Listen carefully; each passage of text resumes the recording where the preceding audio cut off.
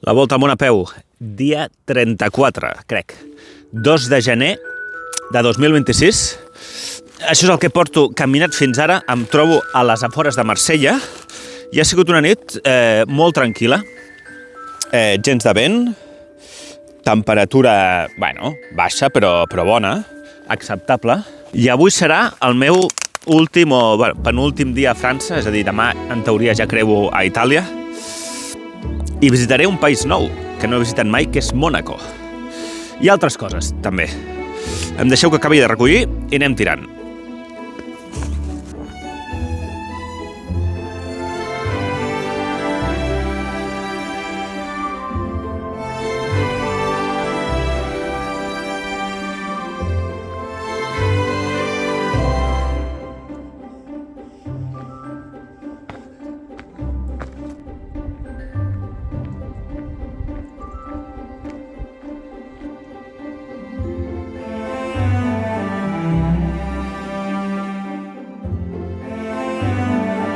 Quin matí més genial, Vàries coses.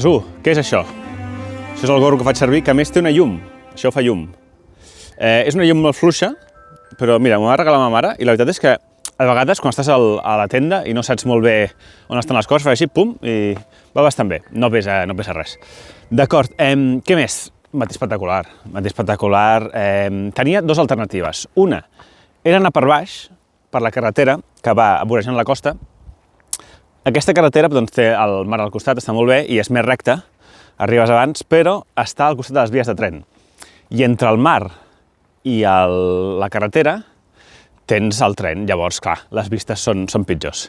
Llavors he decidit venir per dalt, tenint en compte que també havia acampat a dalt, i home, la decisió és, jo crec que superencertada, perquè és espectacular aquí, amb els penya-segats aquests, increïble. Ara estic veient la vila d'Etze, bonjour. Vila d'Etze, que és una vila medieval, crec que és aquesta d'allà, que està com en aquesta pendent brutal, i anirem allà, i tinc ganes de visitar-la, a veure què tal.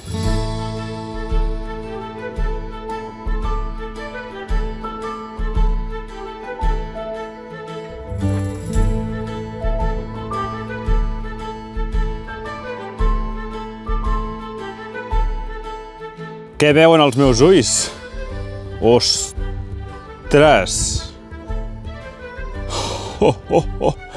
Està molt a prop, no? Uau! Uau! Increïble! Són 3.000, aquests. Són muntanyes de 3.000 metres, que ho vaig mirar ahir a l'aplicació aquesta que tinc. Peak Finder. Uau! Costarà superar aquestes vistes, perquè per una banda tenim els Alps Marítims i si giro aquí... Crec que aquest és el millor lloc que trobaré en bastant de temps. Gairebé insuperable. A veure si me'n recordo de posar-vos les coordenades d'aquest punt exacte. Mira, torno a fer panning. No em canso. Bé, les 11:15, més o menys. He estat bastanta estona al bar aquest. He tingut un problema, que és que el rellotge se m'ha desconfigurat o d'alguna manera s'ha tornat a resetejar de fàbrica i bé, això representa dos problemes. Un, que és que la ruta que he fet fins ara, que han sigut uns 4 quilòmetres, no era gaire cosa, no s'ha pogut gravar.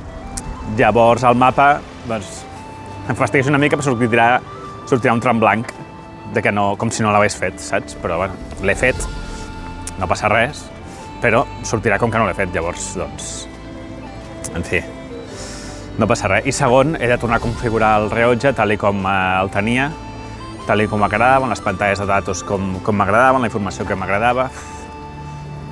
Quin pal. En fi, anem a visitar el poble aquest d'Etze. Crec que hauria d'haver fet la visita just quan he arribat i no després de fer el cafè, perquè ara hi ha moltíssima gent. Tot bé, però hagués estat sol.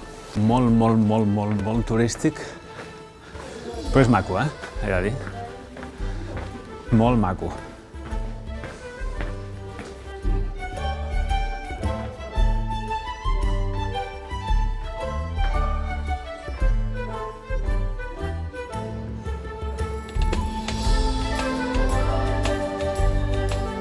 complicat gravar els típics plànols aquests que faig de que deixo el mòbil i passo perquè hi ha massa gent. Restaurants amb estrella Michelin. Mira. En fi, tu, doncs ja ho hem vist, no hi ha molt més, És això. Està maco, Està maco.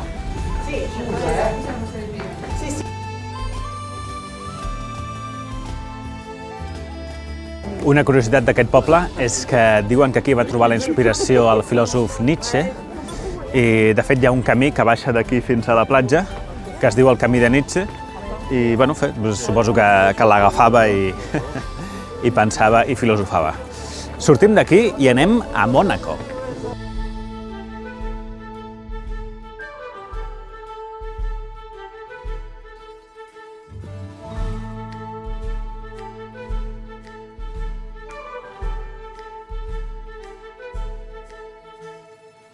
Estic a la Turbie, poble just a sobre, just abans d'arribar a Mònaco. Mònaco és a 2 quilòmetres d'aquí. Té un centre medieval i té una cosa espectacular que és el trofeu dels Alps o el trofeu d'August, depèn de quin mapa miris. I és aquesta espècie de vestigi romà imponent aquí dalt, molt guapo, Val. Visitaré una mica el poble molt ràpidament, perquè avui tampoc puc perdre molt més temps. Però primer aniré a la posta, perquè avui és l'últim dia a França i encara em queden algunes postals per enviar. Nevermind. Són les 12 i pico i està tancat. Obre a les 2.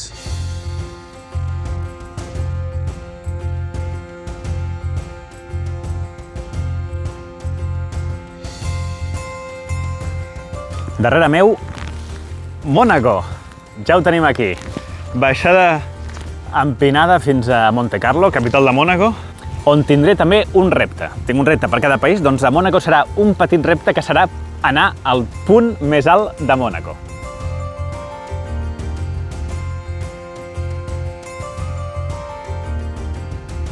A menys de 200 metres d'arribar a Mònaco i entrarem just pel punt més alt de Mònaco.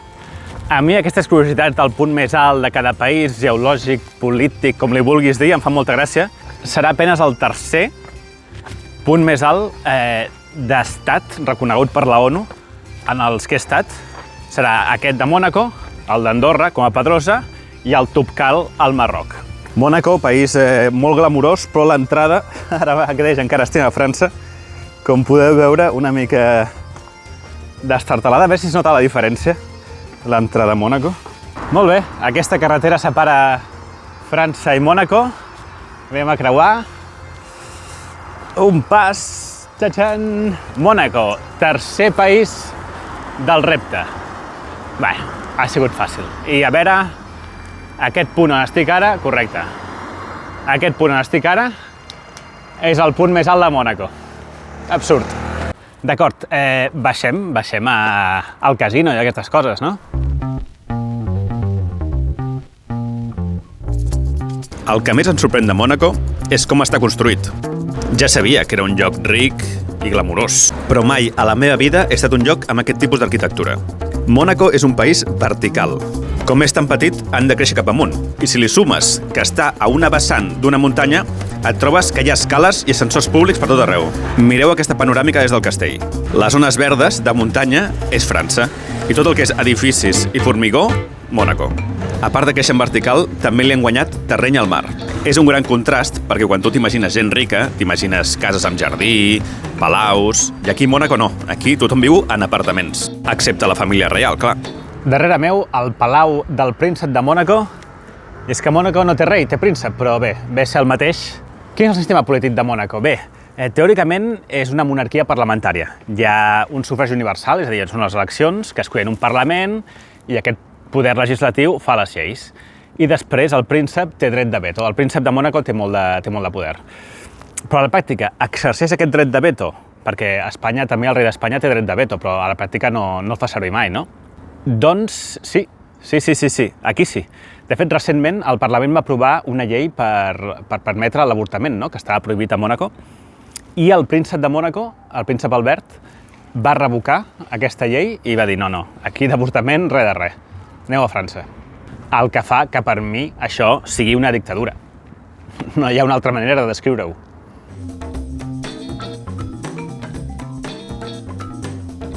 Ara mateix em trobo davant del Palau del Príncep de Mònaco i aquí, just aquí, comença la Via Alpina.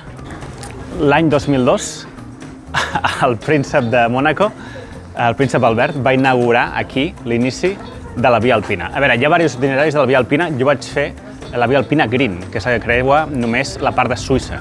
Teniu els vídeos al meu canal, com vaig creuar Suïssa pels Alps. Però la Via Alpina completa és la vermella i comença aquí, a Mònaco, i acaba a Eslovènia. Bé, a Eslovènia no, a Trieste, que és la frontera entre Itàlia i Eslovènia. Molt curiós, eh? Famosíssim casino de Monte Carlo darrere meu. Això és un espectacle. Si t'agraden els cotxes i totes aquestes històries de luxe, és brutal. Lamborghinis, Ferraris, Maseratis, de tot. Bé, aquí comença la Via Alpina i acaba a Liechtenstein. La Via Alpina Green, no la vermella, acaba a Liechtenstein. Jo vaig anar a Liechtenstein i al contrari que Liechtenstein, Mònaco és un país amb molta història. Han passat moltes coses aquí.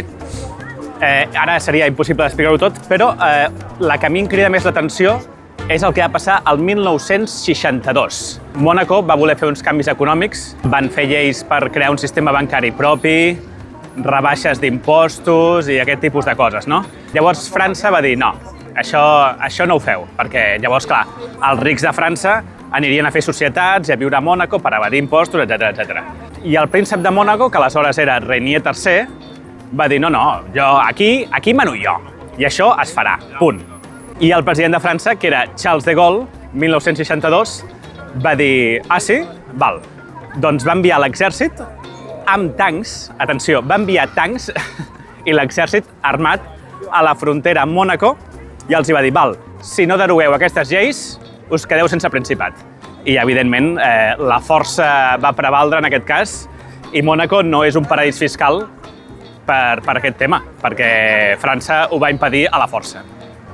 Vist, me'n vaig del segon estat més petit del món després de Ciutat del Vaticà. Aquesta petita rotonda divideix Mònaco de França i és flipant perquè veus aquí a l'esquerra tots els edificis gegants i un pas més enllà, res. Muntanya, boscos i, bueno, alguna mansió, algun edifici així baixet i tal. És increïble, és l'absurditat de l'ésser humà a vegades. Gran contrast de Mònaco amb aquest sender marítim, aquesta espècie de camí de ronda aquí a França. Queden uns 7 quilòmetres i són les 4:10. Avui he fet molt de turisme i vaig justet, com sempre. Veig aquí darrere meu un castell. També hi havia no sé què de Le Corbusier, que és Patrimoni de la Humanitat. Estic cansat de turisme i de visitar coses. Per avui ja està.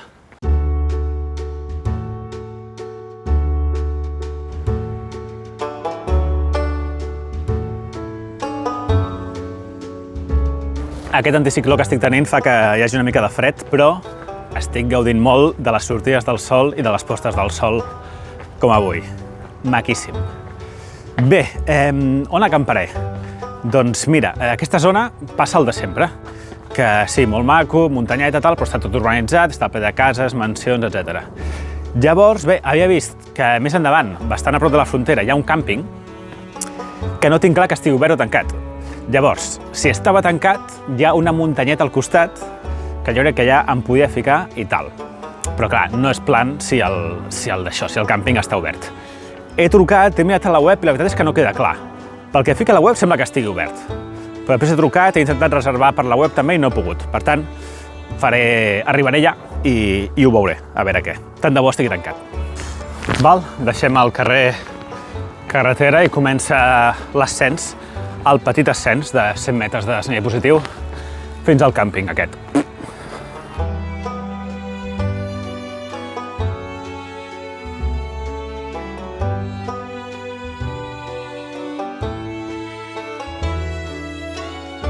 Vale, el càmping està clarament obert perquè veig un galofs en llums i aquesta porteta està oberta. Bueno, ara tinc dues opcions. O anar a la recepció del càmping i dir-li «Ei, teniu lloc per mi?» O intentant aquesta muntanya que us deia abans, que està aquí al davant, a veure si puc acampar. Vaig a fer una ullada. Val, Espero que em veieu. Ja hi ha una plena avui, per tant, en teoria, dintre del que cap, hauria d'haver-hi bastanta visibilitat. No és el que em pensava, això, És, bé, per començar, està just al costat del càmping i hi ha una espècie de porta, hi ha una porta, que s'obre i es tanca, a l'entrada d'aquesta espècie de parc, perquè això és un parc. Hi ha la porta i després hi ha unes taules de pícnic. Jo no sé si això vindran i ja ho tancaran, saps, en alguna hora, i vindrà un guàrdia, dirà que no hi hagi ningú o el que sigui. I bé, aquí dalt de tot hi ha aquesta esplanada, podríem dir, no sé si es veurà, però bueno, allà podria posar la tenda. És bastant del pal, És el lloc més descarat de... si acampo aquí dels que he acampat. Però crec que ho intentaré, tu. Doncs sí, al final m'he quedat aquí. Hi ha soroll del carrer i carretera d'aquí baix. Hi havia fins fa una estona una espècie de grup de persones, no sé quina distància, però sentia nens, adults, com parlant fort. Cada acampada que he fet en aquest viatge, les urbanes, les de camp, les que estaven enmig del no-res, sempre hi havia un gos de fons bordant, sempre, cada nit. Borda molt fort i se senten de lluny. En aquest cas, sembla que estigui aquí al costat, no sé on deu estar. Després hi ha un concert de música aquí, de música rock, no sé on tampoc, potser a baix del poble, però és directe, En fi. No he vist que vingués ningú, han tancat la porta, són les 6:30 o així. Avui han sortit uns 25 quilòmetres del track quan he començat a gravar-lo. S'ha de tenir en compte que els primers 3 o 5 quilòmetres, no me'n recordo quants ha sigut, doncs no hem quedat gravats pel tema aquest del rellotge que us he dit, Llavors hauran sortit uns 27, 28, alguna cosa així. Bastants em sembla, tenint en compte l'estona que he estat avui a Mònaco i al poble d'Etze parat. Dia fantàstic, dia meravellós, les vistes avui han sigut increïbles, culturalment també hem visitat Mònaco, que és una bogeria. Etze ha sigut molt maco també, encara que hi hagi molts turistes. Ha estat molt bé, De diners m'he gastat 7 euros al bar d'Etze, 7 euros del panini i un refresc que m'he comprat a Mònaco i 7 euros més a un supermercat de Mònaco, que tenia bons preus, sincerament. M'he comprat un chili con carne, que serà el meu sopar d'avui, una llauna d'aquestes. Cafès, 2, una a la tenda i una al bar, i persones amb les que he parlat cara a cara, doncs ningú. He parlat amb la meva família per WhatsApp. Avui el vídeo ha quedat una mica llarg, per tant no farem foguera. L'únic que diré són dues coses. 1. Hi ha gent que em porta les dades, d'acord? M'està portant el número de quilòmetres, de cafès, tal. Si algú em vol fer un resum del mes de desembre, que ho fiqui als comentaris, d'acord? I el fixaré al comentari d'aquest vídeo. Doncs diners gastats, quilòmetres recorreguts, cafès fets, per curiositat. Pot estar interessant. I 2, que demà s'acaba França i creuo a Itàlia. Ha sigut un plaer, França, però tinc ganes d'Itàlia. Fins demà.